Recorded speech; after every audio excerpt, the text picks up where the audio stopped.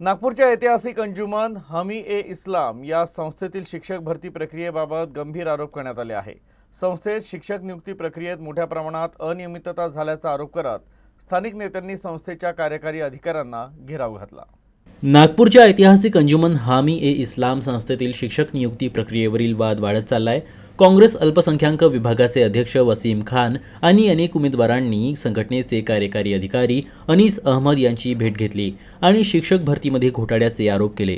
असा आरोप आहे की निवड नियमानुसार व्हायला हवी होती, परंतु 150 पैकी 102 गुण मिळवलेल्या उमेदवारांना नाकारण्यात आलं आणि 82 गुण मिळालेल्या उमेदवारांची निवड करण्यात आली, असा आरोप करण्यात आलाय।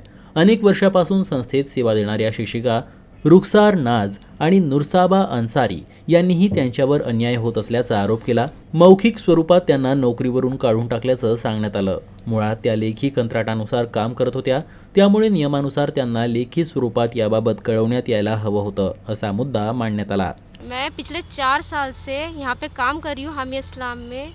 पहले मैं अंजुमन हाई स्कूल में काम करती थी और अब जो है मैं टीचिंग कर रही थी अंजुमन प्राइमरी गांधी बाग में। हमको 10 महीने का बॉन्ड दिया जाता था।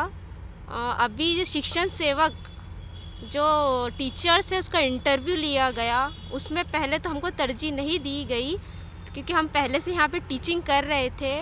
मेरा इंटरव्यू अच्छा गया था, उसके बाद भी ये लोग कहते हैं कि मेरे मार्क्स अच्छे नहीं थे।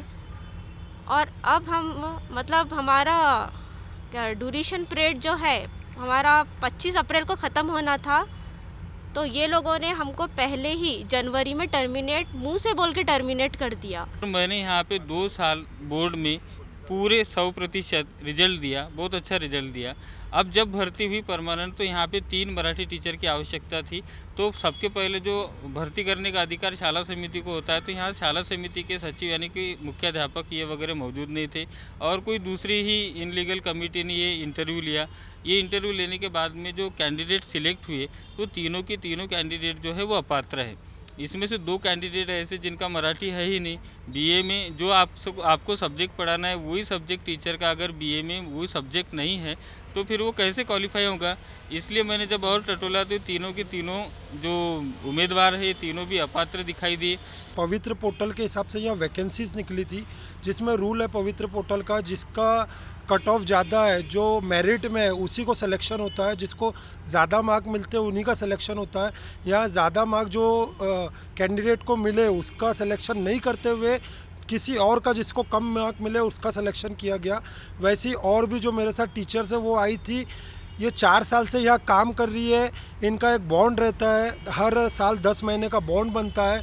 वो बॉन्ड 2025 अप्रैल में ख़त्म होने वाला था, इन्हें जनवरी में ही टर्मिनेट कर दिया गया और इन्हें फर्स्ट प्रेफरेंस भी नहीं दिया गया। ये 2500 रुपये महीने से 4 साल से काम कर रहे हैं।